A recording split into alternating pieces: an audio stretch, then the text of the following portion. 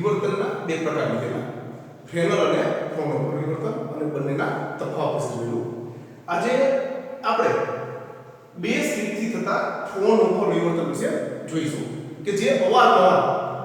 યુનિવર્સિટીની એક્સટર્નલી પરીક્ષામાં પૂછાતા હોય છે. તો બે સ્લિપથી થતું ફ્રેનલ ઉપર વિવર્તન સમજાવો અથવા તો એના તીવ્રતાની ચર્ચા કરો. તો આપણી પાસે બે સ્લિપ છે, S1 અને S2. આ S1 અને S2 જે છે AA' અને BP'. તો આ S1 જે સ્લિપ છે એટલે કે તિરાડ છે એની પહોળાઈ સ્મોલ b, એ જ રીતે S2 સ્લિપ છે એની પણ પહોળાઈ સમાન એટલે કે સ્મોલ b જેટલી છે. આ S1 અને S2 જે બે સ્લિપ છે એ બે સ્લિપ વચ્ચેનું અંતર આપણે સ્મોલ d આપેલું છે, અને એના ઉપર જે સમતલ તરંગલંબાઇ પ્રકાશ આપાત થાય છે એકલની પ્રકાશ એની તરંગલંબાઇ લેમ્ડા છે. તો ફરીને લેમ્ડા જેટલી તરંગલંબાઇનો પ્રકાશ, આ પ્રકાશ S1 અને S2 આ બંને સ્લિપ પર આપાત થાય છે કે જે સ્મોલ b પહોળાઈની છે, સમાન પહોળાઈની, અને બંને વચ્ચેનું અંતર સ્મોલ b છે. તો સ્વાભાવિક છે કે અગાઉ આપણે જોઈ ગયા છીએ, 12માં પણ ભણેલા છો વિવર્તન પ્રમાણે, કે અહીંયા તીક્ષ્ણ ધાર પાસે S1 અને S2 થી આ બંને સ્લિપ દ્વારા આ પ્રકાશનું વિવર્તન થશે, અને એને આપણે કોઈ એક P બિંદુ પાસે આપણે એની તીવ્રતાનો અભ્યાસ કરવાનો. હવે સ્લિટ S1 અને S2 માંથી હાઇગેન્સના સિદ્ધાંત પ્રમાણે ગૌણ ગોળાકાર તરંગગ્ર ઉત્સર્જન પામે છે. તમે હાઇગેન્સનો સિદ્ધાંત ભણી ગયા છો, બરાબર? આપણે કોઈ વ્યાખ્યા નથી લખવાની, છતાં ફરીને પણ કીધું કે હાઇગેન્સે શું કીધું કે કોઈ એક પ્રકાશ છે, એ પ્રકાશ કોઈ એક જગ્યાએથી બીજી જગ્યાએ પ્રોપોગેટ કઈ રીતે ફેલાય છે, કઈ રીતે પ્રસરે છે, કઈ રીતે આગળ વધે છે. તો એણે એવું કીધું કે તરંગઅગ્ર પરનો દરેક કણ કે બિંદુ, તરંગઅગ્ર પરનો દરેક કણ કે બિંદુ સ્વયં સ્વતંત્ર એવા ગોળાકાર ગૌણ તરંગઅગ્રનું ઉત્સર્જન કરે છે, અને સૂક્ષ્મ સમયમાં તેને પરિસ્પર્શતું પુરુષ નવા તરંગઅગ્રનું સ્થાન આપે છે. દાખલા તરીકે એક તરંગઅગ્ર છે, તો આમાં દરેક કણ કે બિંદુ સ્વયં સ્વતંત્ર એવા ગોળાકાર ગૌણ તરંગઅગ્રનું ઉત્સર્જન કરે છે. સૂક્ષ્મ સમય બાદ આને જે પરિસ્પર્શતું એટલે કે તત્વતું પૃષ્ઠ હોય એ નવો તરંગઅગ્ર છે. ફરીને આના જે નવા કણ જે છે, તો કે તરંગઅગ્ર પરનું દરેક કણ કે બિંદુ સ્વયં સ્વતંત્ર એવા ગૌણ ગોળાકાર તરંગઅગ્રનું ઉત્સર્જન કરે છે. સૂક્ષ્મ સમય બાદ તેને પરિસ્પર્શતું પૃષ્ઠ નવા તરંગઅગ્રનું સ્થાન સ્વરૂપ આપે છે. તો આ રીતે જે પ્રકાશ છે એ પ્રકાશ પ્રોપોગેટ થાય છે, ફેલાય છે. તો ફરીને S1 અને S2 માંથી હાઇગેન્સના સિદ્ધાંત પ્રમાણે ગૌણ તરંગઅગ્ર ઉત્સર્જાય છે, અને પરિણામે આપણને P બિંદુએ કાંઈક તીવ્રતા મળવાની છે. તો પરિણામી અહીંયા આગળ બંનેનો કંપવિસ્તાર કેટલો થશે? S1 અને S2 માં E બરાબર આપણે જાણીએ છીએ કે A sin beta by beta. કળા જ્યાં કળા B છે E pi by lambda B sin theta. તો દરેક વખતે આપણે લાંબુ યાદ ન રાખવું પડે એટલે અહીંયા sin બીટા બાય બીટા કીધા છે, જ્યાં બીટાની કિંમત pi by lambda B sin theta છે. હવે અહીંયા આગળ pi by lambda B sin theta આપણે લઈએ છીએ. હવે A' માંથી અને B' માંથી હવે આપણે એમ લાગે કે આ બંને સૂત્ર કેમ એક જ છે? કારણ કે આ બંને સુસંબદ્ધ ઉદ્ગમ છે, અને બંને આપણે સમાન પહોળાઈ, સમાન ક્રાઇટેરિયા વાળા કીધા છે, એટલે કે E1 અને E2 બંનેમાં કોઈ ભેદ તો નથી. આને આપણે સમીકરણ 1 કહીએ છીએ. ત્યારબાદ આકૃતિમાં પદ તફાવત S2x ક્રિએટ થશે. શું કામ? અહીંથી જ્યારે અહીંયા જાય છે, તમે બાર સાયન્સમાં એ પદ તફાવતના સૂત્રનો અભ્યાસ પણ કર્યો છે. અહીંથી અહીંયા જાય છે અને અહીંથી અહીંયા જાય છે, તો S1 માંથી જે અહીં P બિંદુ જાય છે એની જગ્યાએ S2 માંથી જે P બિંદુ જાય છે, આને આના ઉપર લંબ દોરો. આટલો પથ એટલે કે રસ્તો વધારે કાપવો પડે છે. આ અહીંથી અહીંયા જાય છે અને આ અહીંથી અહીંયા જાય છે, તો આને થોડો પથ વધારે કાપવો પડે. તો આના ઉપર લંબ દોરીશ, S2x જેટલું એને અંતર વધારે કાપવું પડે છે. તો એ આ આકૃતિના સૂત્ર પ્રમાણે હું ઠીક આપું છું. તો S2x, તો આકૃતિમાં પદ તફાવત બરાબર S2x. તો પદ તફાવત બરાબર S2x બરાબર S1 S2 sin θ. બરોબર? તો ફરી આટલી ભૂમિતિ બિંદુથી આપણે ગણીએ આ થીટા છે મારે આ જોઈએ છે સામેની બાજુ જોઈએ છે આ થીટા છે અને આને S1 S2 એટલે કે d કહું છું તો sin થીટા બરાબર સામેની બાજુ ભાગ્યા 3 બનશે એ લંબ લીધો છે તો એના ઉપરથી S2x બરાબર S1 S2 sin થીટા પરંતુ આપણે હમણાં જોયું રચનામાં S1 અને S2 વચ્ચેનું અંતર સ્મોલ d છે એટલે કે d sin થીટા આ જ સૂત્ર આપણે 12 સાયન્સમાં જોઈ ગયા છે તો કડા તફાવત બરાબર ફરીને પદ તફાવત બરાબર d sin થીટા હવે આપણે જાણીએ છીએ કે કડા તફાવત પદ તફાવતને મારે કડા તફાવતમાં ફેરવવો છે તો કડા તફાવત બરાબર 2 પાઈ બાય લેમ્ડા પદ ઇન્ટુ પદ તફાવત ભૂલ ન પડે એના માટે આપણે આવું યાદ રાખવાનું કે કડા તફાવત છેદમાં 2 પાઈ બરાબર પદ તફાવત છેદમાં લેમ્ડા દાખલા તરીકે 2 પાઈ છે કડા શેમાં હોય પાઈ પદ શેમાં હોય લેમ્ડા તો આખું તરંગ પૂરું થાય એટલે કડામાં કેટલો ફેરફાર થાય 2 પાઈ પદ કેટલો ફેરફાર થાય લેમ્ડા તો કડા તફાવત છેદમાં 2 પાઈ બરાબર પદ તફાવત છેદમાં લેમ્ડા આ 2 પાઈ નું સામે લઈ જઈશું એટલે ક્યારેય આપણે ભૂલી નહીં બરાબર કોકું ન પડે ભૂલથી લેમ્ડા આપણે 2 પાઈ ન થઈ જાય એટલે તો કડા તફાવત બરાબર 2 પાઈ બાય લેમ્ડા ઇન્ટુ પદ તફાવત હવે કડા તફાવતને ફાઈ કહી દઉં દરેક વખતે આપણે ભૂલ લેવામાં સરળતા રહે તો ફાઈ બરાબર 2 pi by lambda into d sin theta શું કામ પદ તફાવત આપણે ઉપર સૂત્ર તારેલું છે d sin થીટા એટલે કે 2 pi by lambda into d sin theta તો p આ સમીકરણ 3 કહીશું ફરીને કડા તફાવત આપણે યાદ રાખીશું 2 pi by lambda d sin theta હવે p બિંદુએ પરિણામી ક્ષેત્ર E બરાબર E1 E2 જે રીતે તમે 11મા ધોરણમાં ભણી ગયા છો સદિશ A અને સદિશ B હોય એનો પરિણામી સદિશ C હોય તો C બરાબર સદિશ A પ્લસ સદિશ B અહીંયા આ E1 છે આ E2 છે તો આ E1 અને આ E2 આના દ્વારા મળે છે E1 આના દ્વારા મળે છે E2 તો પરિણામી એટલે કે સદિશનો સરવાળો તો આ એક સદિશ દોરેલો છે આ બીજો સદિશ દોરેલો છે આના પૂછ ઉપરથી આના મસ્તક ઉપર તમે દોરો છો તો E1 આ E2 તો આના E1 ના પૂછ ઉપર E2 ના મસ્તક ઉપર ફરીને દોરું છું આ પરિણામી સદિશ ને E મળે છે તો અહીંયા આ પરિણામી ER બરાબર આ સદિશ બરાબર તમે જોઈ શકો છો આના ઉપરથી લંબ દોરી અને C કીધેલો છે બે ભાગ OB એટલે કે ER બરાબર OC CB ER બરાબર OC CB હવે ભૂમિતિ પરથી માત્ર આટલું જોઈ લો તો OC બરાબર શું થશે આને હું 5/2 કહું આ લંબ દોરેલો છે 90 બરાબર તો આ કર્ણ થશે એટલે કે આ પાસેની બાજુ થશે તો આ OC બરાબર OA cos 5/2 5 છે તો OA cos 5/2 એ જ રીતે CB માટે લખી શકાય આ કર્ણ બનશે આની ઉપરથી તો CB બરાબર AB cos 5/2 હવે OA અને AB આ બંને સમાન છે કે AB બરાબર OA થશે શું કામ અહીંયા આગળ જ આપણે જોયું છે કે S1 અને S2 જે છે સમાન પહોળાઈના છે સુસંબદ્ધ છે તેથી અહીંયા E1 અને E2 એટલે કે OA અને AB જે છે તો AB બરાબર OA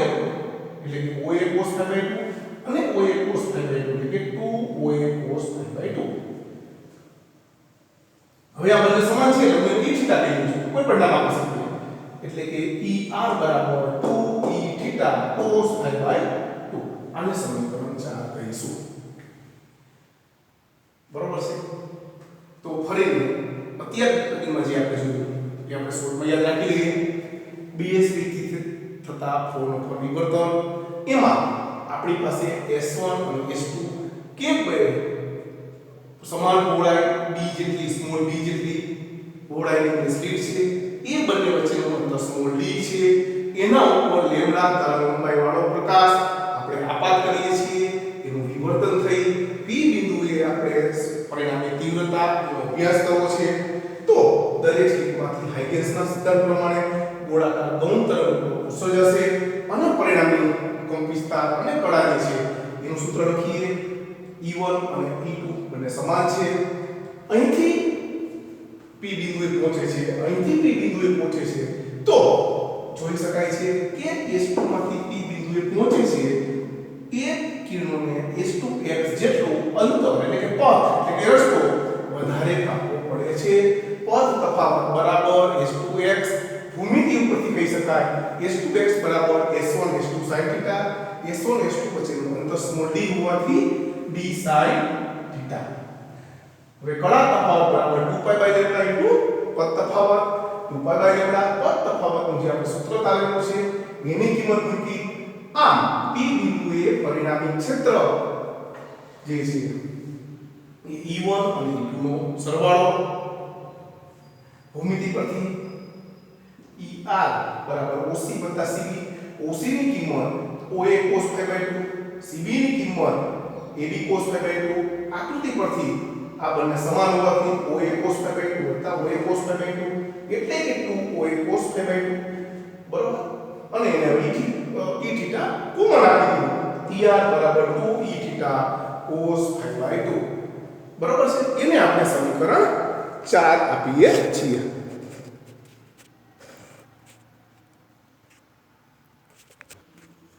હવે આપણે સમીકરણ 4 જોયું તો સમીકરણ જે 4 જોયું એના ઉપરથી આપણે સમીકરણ 1 માંથી સમીકરણ 4 માં કિંમત મૂકી દઈએ તો આપણી પાસે બંને સમીકરણ છે તો સમીકરણ 4 માં તમે કિંમત મૂકી દો 1 માંથી તો ER બરાબર 2E થીટા cos π/2 આજે સમીકરણ 4 માં 2E થીટા cos π/2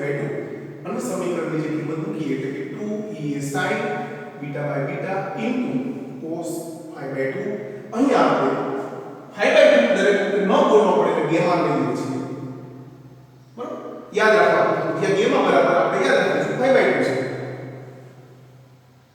તો ER નું સૂત્ર શું થયું 2a sin β/β cos gamma જ્યાં gamma બરાબર cos π/2 હવે આપણને ખબર છે કે બીટા બરાબર આપણે યાદ લીધેલા છે આપણને ભૂલી ગયા છે બીટા બરાબર π/λ b sin θ છે અને gamma બરાબર π/2 છે અને phi બરાબર π/2 ની જે કિંમત તમે જોશો એટલે π/λ b sin θ થશે તો તીવ્રતા હંમેશા કંપવિસ્તારના વર્ગના સમપ્રમાણમાં હોય બારમાં આપણે ઘણા દાખલા કર્યા છે તો I તીવ્રતા I બરાબર ઇન્ટેન્સિટી I બરાબર e સ્ક્વેર એટલે r સ્ક્વેર I બરાબર I ની એટલે કે e ની કિંમત મૂકી દઈએ છીએ એટલે કે 2a sin β/β cos gamma એ કિંમત મૂકી વર્ગ કરીએ છીએ તો 4a square sin square β/β cos square gamma હવે અહીં આપણે જોઈ શકીએ છીએ કે આ પદ હંમેશા અચળ રહે છે મહત્તમ રહે છે જેમ સરળ આવર્તનમાં સૂત્ર આપણે લખી છે y બરાબર a sin θ એ જ રીતે પ્રવાહ માટે I બરાબર I0 sin a એ જ રીતે અહીંયા 4a સ્ક્વેર જે છે મેક્સિમમ કંપવિસ્તાર જે છે મળે છે એની જગ્યાએ આપણે I0 લખી નાખીએ તો I બરાબર I0 sin square β/β cos gamma જ્યાં I0 ની કિંમત કેટલી છે 4a સ્ક્વેર છે હવે આ તો sin અને cos વાળું પદ છે એની કિંમત હંમેશા મેક્સિમમ કેટલી થવાની છે 1 મતલબ કે I ની કિંમત હંમેશા મહત્તમ મેક્સિમમ આપણને I0 જેટલી મળે છે હવે તીવ્રતાના સૂત્રની ચર્ચા કર્યા પહેલા તો આ I0 જે છે એ I0 આપણને મહત્તમ મળે છે અને કોઈ પણ એક સ્લિપના લીધે મળતી તીવ્રતા જેટલી હોય છે હવે તીવ્રતાના સૂત્રની ચર્ચા આપણો પ્રશ્ન એવો હતો કે બે સ્લિપ વડે જે છે કોઈ પડદા ઉપર મળતા પ્રકાશના તીવ્રતાની ચર્ચા કરો તો હવે આ પદ બે પદનું બનેલું છે આ તો અચળ છે એક આ પદ અને એક આવું પદ તો આ પેલું પદ છે I0 sin સ્ક્વેર β/β અને બીજું પદ છે cos સ્ક્વેર તો એક આ પદ અને એક આ પદ બંનેની રીતે આપણે તીવ્રતાની ચર્ચા કરીશું થોડુંક લાંબુ લાગે ચોપડીમાં પણ આના ઉપરથી થોડું લોજિક જોડાયેલું તો ખૂબ સરળતાથી આપણે લખી શકીએ જોઈ લઈએ તો પેલું પદ છે q 4I0 sin સ્ક્વેર β/β પદ પરથી તો આ પદ જો ન્યૂનતમ હોય 0 હોય તો આખું પદ કેવું થાય 0 તો જ્યારે બીટાની કિંમત પાઈ 2 પાઈ n પાઈ હોય ત્યારે સ્વાભાવિક છે કે sin ની કિંમત કેવી મળશે 0 કારણ કે પાઈ 2 પાઈ 0 એટલે n પાઈ પાઈ ના ગુણકમાં હશે ત્યારે sin પદની કિંમત 0 મળે એટલે કે આ પેલું પદ કેવું થશે 0 અને પેલું પદ 0 થાય એટલે તીવ્રતા આપણને કેવી મળશે ન્યૂનતમ એ જ રીતે બીટાની કિંમત એકી pi by 2 odd pi by 2 મતલબ 3π/2 5π/2 સો ઓન 7π/2 આવી કિંમત હોય ત્યારે આપણને આ પદની કિંમત મહત્તમ એટલે કે -1 કે +1 મળે પણ એ તો સ્કેર છે એટલે કે 1 મળશે પદની કિંમત અને તેથી તીવ્રતા મહત્તમ મળવાની છે તો ફરીને પહેલા પદ માટે બીટાની કિંમત π 2π સો ઓન એટલે કે n π હોય તો આપણને તીવ્રતા ન્યૂનતમ મળે છે અને તેની કિંમત એકી π/2 ઓડ π/2 હોય ત્યારે આપણને તીવ્રતા કેવી મળે છે મહત્તમ એ જ રીતે હવે બીજું પદ શું છે cos² ગામા પદ પરથી ઓલા કરતા તો ઉલટું આવશે સ્વાભાવિક છે તો ગામાની જે કિંમત જ્યારે 0 π 2π એટલે કે n π ના સમૂહ હોય ત્યારે cos ગામાની કિંમત 1 અથવા -1 થશે એટલે cos² ની કિંમત મહત્તમ થશે તેથી ગામાની કિંમત જ્યારે 0 π 2π એટલે કે π ના ગુણકમાં હશે ત્યારે આપણને તીવ્રતા મહત્તમ મળવાની છે એ જ રીતે જ્યારે π/2 ના ગુણકમાં હશે π/2 3π/2 સો ઓન ત્યારે તીવ્રતા ન્યૂનતમ એટલે કે 0 થશે પણ આ તો બે પદ છે આ એક પદની ચર્ચા કરી બીજા પદની પણ બંનેની સંયુક્ત સમાસ ઓવરઓલ અસર શું થશે તો શૂન્ય ક્યારે થાય b ની કિંમત π 2π બરોબર છે અથવા તો ગામાની કિંમત π/2 કે 3π/2 તો બે માંથી કોઈ પણ એક કિંમત સ્વાભાવિક છે કે આ દાખલા તરીકે કોઈ એક પદ છે બીજું પદ છે આ 0 હોય તો પણ 0 થશે આ પદ 0 હોય તો પણ 0 થશે શૂન્ય થવા માટે આ બે પદમાંથી કોઈ પણ એક પદ શૂન્ય હશે એટલે સમાસ અસર કેવી ઓવરઓલ અસર કેવી થશે 0 પણ મહત્તમ ક્યારે થઈ શકે 0 માટે તો કોઈ પણ એકની જરૂર છે મહત્તમ ક્યારે થઈ શકે આ પણ મહત્તમ થવું જોઈએ આ પણ મહત્તમ થવું જોઈએ બરાબર તે જ રીતે મહત્તમ થવા માટે ગામાની કિંમત મહત્તમ થવી જોઈએ અને b ની કિંમત પણ મહત્તમ થવી એટલે કે b π/2 3π/2 હોય ત્યારે તથા ગામાની કિંમત તથા અથવા કે ધ્યાન રાખજો ગામા બરાબર 0 π 2π વગેરે હોય ત્યારે મહત્તમ થાય ઘણીવાર આપણે ગામા અને b ની જગ્યાએ ફક્ત ફોર્મ રીતે પણ લખી શકીએ તો ગામા બરાબર 0 2π હોય ત્યારે ફક્ત પદ કેટલો થશે d sin θ બરાબર 0 લેમ્બડા 2 લેમ્બડા કારણ કે ગામા બરાબર n π હોય ગામા બરાબર આપણને ખબર છે π/2 છે બરાબર છે એમાં π/લેમ્બડા d sin θ ગામા બરાબર π/લેમ્બડા d sin θ બરાબર n π બંને બાજુથી π કેન્સલ થશે d sin θ નો કરતા બનાવે છે કે n લેમ્બડા તો પદ તફાવત નહીં રીતે તો ગામા બરાબર જ્યારે આ થશે ત્યારે પદ તફાવત કેટલો થશે લેમ્બડા બીટા બરાબર જ્યારે આ થશે બરાબર ત્યારે પણ d sin θ કેવો થશે લેમ્બડા ગુણનમાં તો ફરીને પહેલું પદ બીજું પદ બંને પદ મહત્તમ હોય ત્યારે આપણે સમાસ અસર મહત્તમ મળે બંને પદમાંથી કોઈ પણ એક પદ શૂન્ય હશે તો પણ સમાસ પદ કેવું થઈ જશે શૂન્ય થઈ જશે હવે અહીંયા જો મહત્તમ અને ન્યૂનતમ પાસે જો મહત્તમ કોઈ આલેખ છે એનું મહત્તમ બીજા આલેખના ન્યૂનતમ પાસે આવેલું હોય તો એક આપણને બાબત તીવ્રતા મિસિંગ મળે ખૂટતી લાગે તો એવા પદને આપણે શું કહેશું એવા સ્થાને શું કહેશું આપણે મિસિંગ સ્થાન તો ત્યારબાદ આખું કરી અને છેલ્લે આપણે આકૃતિ દોરીશું આ કોઈ એક તીવ્રતા માટે બીજા માટે આ બંનેની સમાસ તો આ પહેલી આપણે તરંગની આકૃતિ દોરેલી બીજી આપણે જે વિવર્તનની દોરી છે આ બંનેની સમાસમાં બીજી આકૃતિ જે દોરેલી છે આ એ જ રીતે આકૃતિ દોરી આકૃતિ પહેલા દોરી નાખવાની ત્યારબાદ એનું વચ્ચે નાના તરંગ મૂકી દેવાના તો એ ભાગ થશે સમાસ તીવ્રતાનો તો આપણને બે સ્ટ્રીક વડે થતા વિવર્તનનું પૂછાય તો અહીંયા સુધી લખવાનું